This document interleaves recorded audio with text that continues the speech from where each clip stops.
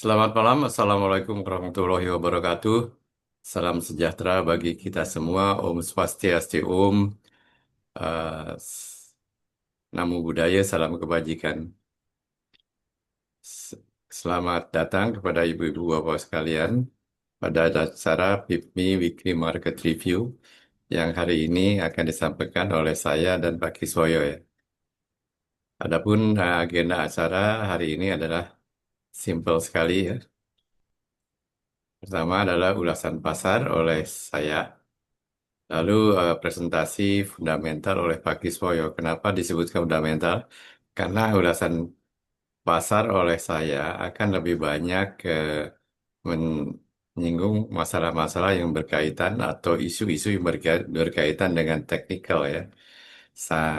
Kepada ibu-ibu dan bapak sekalian, eh, nanti acara tanya jawab saham, silakan ibu-ibu dan bapak-bapak cantumkan di kolom chat sehingga saya nanti bisa jawab sebelum jam 8.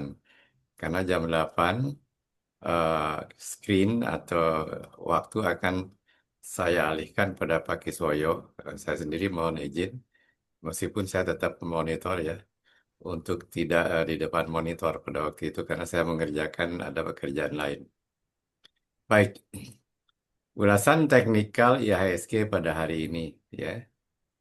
IHSG ditutup menguat pada akhir minggu ini di level 8118 30% ya, menguat 50%.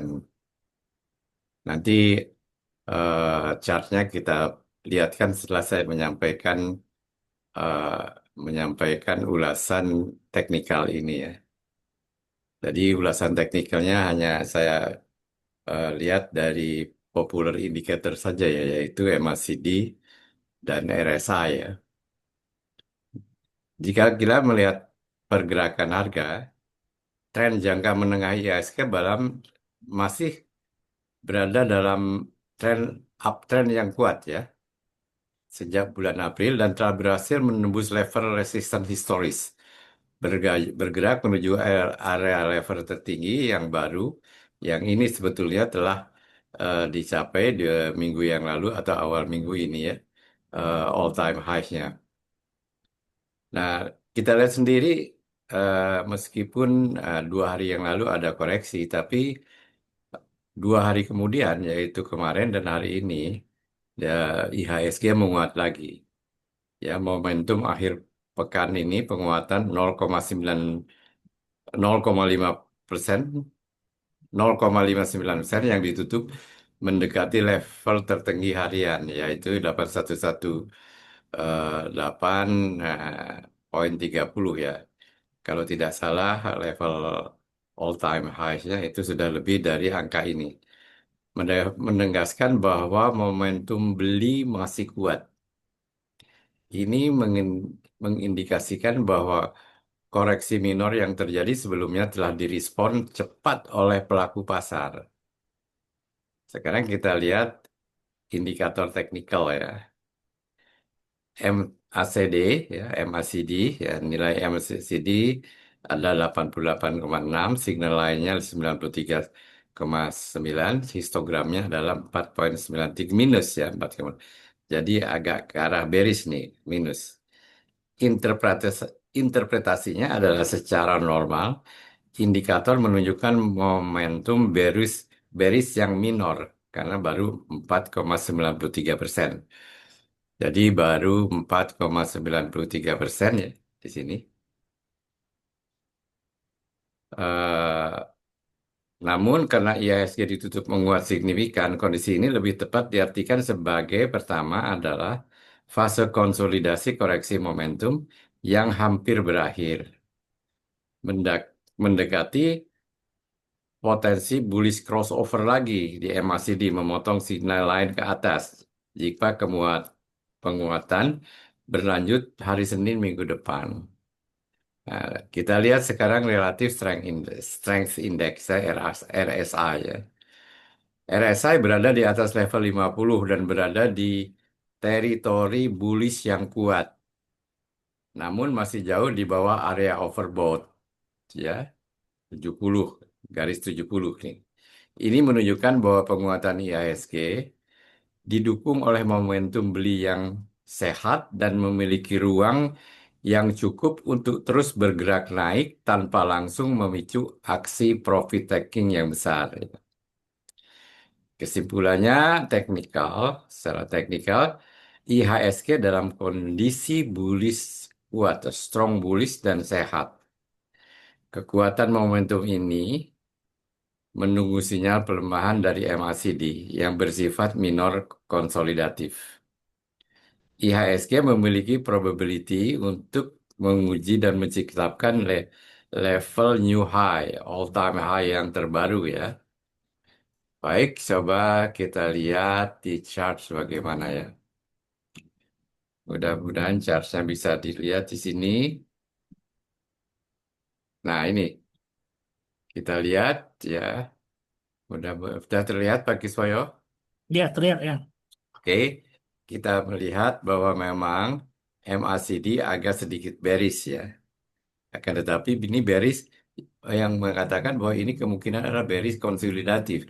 Konsolidasinya kita lihat bisa di gambar ini nih. Eh, kita lihat ini adalah area konsolidatif. Nah, coba kita perbesar ya. Nah, area konsolidatif. Betul-betul IASG sedang berkonsolidasi. Kita mengharapkan dia akan tembusnya bukan ke bawah, akan tetapi ke atas. Jadi kita harapkan dia tidak tembus ke bawah, akan tetapi tembus ke atas ya. Nah, seperti dikatakan tadi dalam ulasan RSI-nya juga menunjukkan suatu eh, tanda yang sangat bullish ya, strong bullish. Kita lihat di sini, strong bullish. Upward menuju ke atas sekitar 62 belum mencapai area 70 ya. Jadi belum overbought ini. Jadi kemungkinan momentum ini bagus sekali bahwa IHSG kemungkinan akan melanjutkan melanjutkan penguatannya. Walaupun demikian, kita tetap harus membuat mitigasi ya. Kita mengatakan bahwa itu kuat, tapi pasar bisa berbicara lain. Bisa saja dia ditekan dulu ya untuk eh, memungkinkan memberikan ancang-ancang batu loncatan untuk lebih tinggi lagi. Baik, kita lanjutkan. Jadi ini barusan gambarnya sudah Anda lihat ya. Tapi mari kita lihat sekarang ada sesuatu yang menarik bagi kita dan ini dibicarakan juga di WhatsApp ya, di WhatsApp group. Mengapa saham Bank Himbara melemah di tengah penguatan IHSG? Ya,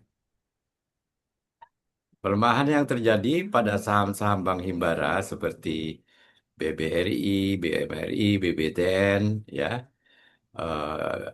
BRIS, ya, saat IHSG menguat didorong oleh kombinasi faktor, ya, terutama faktor-faktor rotasi, rotasi pasar maksudnya, dan isu kebijakan spesifik. Uh, Kalau bicara kita soal sektor rotation, kalau kita bicara acara uh, analisa teknikal dan fundamental, ya terutama fundamental, kita uh, mengenal apa yang dinamakan dengan adanya sektor rotasi ya, rotasi sektor ya. Jadi kebijakan Pasifik, faktor bank ini tidak istilahnya searah jalannya dengan IHSG disebabkan oleh adanya rotasi sektor dan profit taking. Bank Himbara termasuk dalam kelompok blue chip dan saham big cap yang sudah memberikan kenaikan signifikan dalam jangka waktu yang lama. Jadi ini sebetulnya sudah agak overbought ya, sudah agak prime harganya, bukan overbought, prime. Sudah prime price. Kita lihat juga beberapa minggu yang lalu, upside potensialnya tidak terlalu tinggi. Dia sekitar 20 persen atau 19%. Kita, kalau tidak salah, minggu lalu Pak Gismoyo mempresentasikannya melalui Investingcom bahwa upside potential dari bank-bank himbara ini tidak terlalu tinggi lagi ya. Akan tetapi ini merupakan suatu kesempatan bahwa upside potensial ini akan lebih tinggi lagi, akan lebih bagus jika eh, justru sahamnya turun ya. Ini memberikan kesempatan sebenarnya. Penguatan IAHG saat ini kemungkinan didorong oleh rotasi dana dari saham-saham perbankan yang sudah mahal ke sektor-sektor yang dianggap undervalue dan atau memilih katalis unik, misalnya sektor komoditas yang didorong oleh harga global atau sektor cyclical lainnya. Jadi investor melakukan profit taking dulu di bank-bank himbara untuk membeli antara lain adalah saham-saham di sektor lainnya. Kita lihat biasanya eh, kalau bank turun, kita melihat saham grup Prayogo naik, biasanya begitu. Atau sebaliknya, ya. Kalau bank naik, saham grup Prayogo itu turun. Kita juga melihat di sini kenaikan-kenaikan yang sangat signifikan dari saham-saham komoditi yang dimiliki oleh Baki Group. Apakah itu BRMS, apakah itu Dewa, apakah itu Bumi, apakah itu ENRG ya. Jadi ini merupakan kesimpulan dari adanya rotasi dana dari sektor keperbankan ke sektor-sektor lain yang memiliki stimulus dari keadaan global ya. Lalu kemungkinan juga penurunan bank ini agak lagging ya. Ada isu kebijakan dan penugasan ya, namanya bank bank pemerintah ya. BUMN pasti ada penugasan. Bank-bank BUMN sensitif terhadap penugasan khusus dari pemerintah, seperti restrukturisasi kredit atau kebijakan yang berpotensi mempengaruhi margin bunga bersih atau net interest margin atau kualitas aset ya, non-performing loans ya. Isu ini meskipun belum terkonfirmasi dapat menciptakan sentimen negatif di antara investor, baik itu investor besar maupun investor asing. Kita melihat nanti ya ada data di mana investor asing, eh, terutama di BBRI ya, dia banyak keluar. Coba kita coba lihat sebentar. Waduh, maaf ini. eh ininya tidak terekam. Belum saya pasang nih apa hotsnya. Tapi nanti eh, inilah yang jelas kita melihat bahwa nanti melalui saya coba melihat hots ya BBRI terutama itu luar biasa ya penurunannya. Tapi apakah ini eh, merupakan kelemahan atau justru peluang ya? Lalu tekanan valuasi, meskipun fundamentalnya kuat, sebagian saham Himbara telah diperbagaikan. Nah ini yang saya katakan tadi, premium valuations, ya. Harganya di eh, minggu-minggu yang lalu itu cukup premium, upside potensialnya kecil sekali, ya. Dan ini sehingga tidak istilahnya tidak menarik untuk dikumpulkan dulu, tidak menarik untuk dikoleksi, ya. Karena premium valuation harganya sudah terlalu tinggi valuasinya. Kondisi ini membuat investor menjadi lebih sensitif terhadap berita negatif atau yield dari saham. Nah, isu global ya. Coba sekarang kita perhatikan isu global yang ada saat ini. Arah suku bunga The Fed dan dolar AS ya, ini mungkin nanti coba bisa apa dijelaskan oleh Pak Kiswoyo ya. Ini agak sedikit fundamental lah ya.